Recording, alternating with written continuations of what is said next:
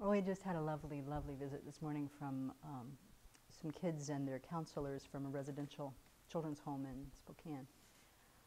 They came up to offer service, to work in the garden and help us out for a couple of hours.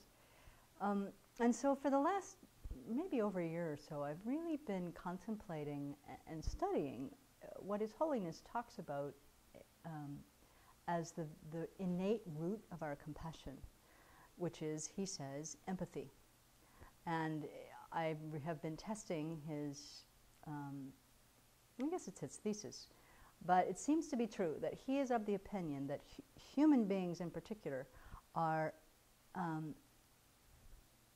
really incapable of bearing the suffering of, not incapable, but when they see the suffering of others, they are overwhelmed and want to help. That we have this innate response that when we see beings that are weaker than ourselves or that are suffering, our natural impulse is to want to help. And that although that is not compassion, it is a natural seed that we can really cultivate and spend some time nurturing, knowing that, developing some confidence that we have this in us, and then nurturing that as the foundation that can ultimately grow to have a wish to relieve the suffering of every single living being. So, from the small seed of, I can't stand to see, somebody kick the dog. We have that. Oh, stop, you're hurting them. So we do have that. So that's the beginning, he says, of our compassion. So the task I had with some of these kids was to be picking the worms out of our compost. So we use worms to eat our garbage to create the compost that then goes into the garden.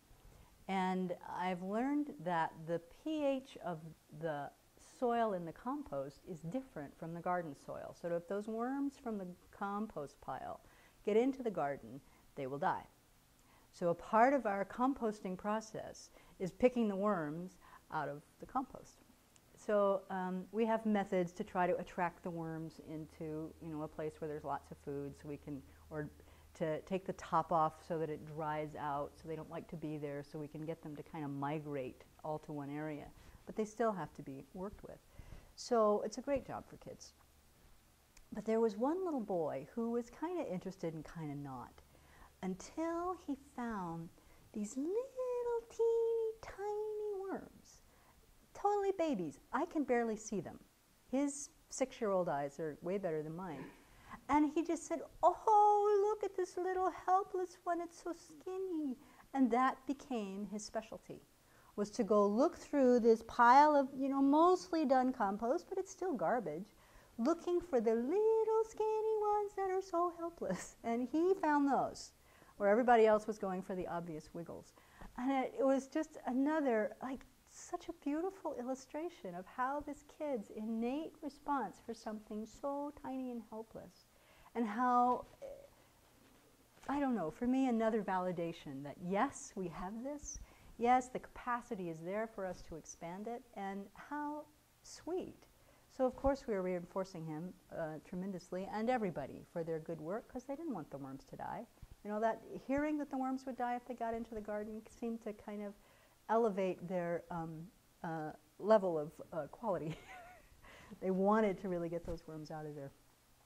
But I found it very sweet, but also very re-inspiring that this very trait that we have, part of our innate nature, to want to help and to want to benefit others, is the very foundation upon which we build our compassion. And so they loved offering service, and if we can offer service with the same kind of joy those kids had, we'll be making a lot of positive karma.